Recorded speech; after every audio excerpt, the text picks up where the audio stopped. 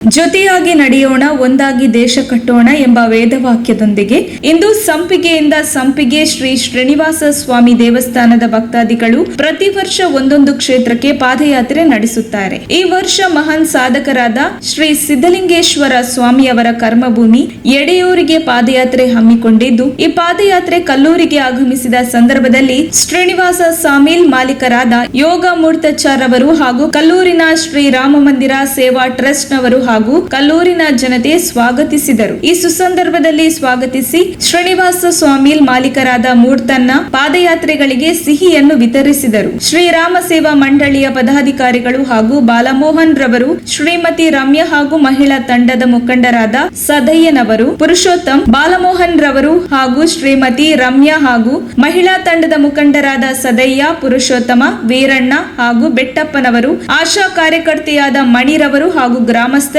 ಭಾಗವಹಿಸಿದ್ದರು. ವರದಿ ಸುಷ್ಮಿತಾ ಶೇಖರ್. ಭಾರತ್ ಮಾತಾ ಕಿ ಜೈ.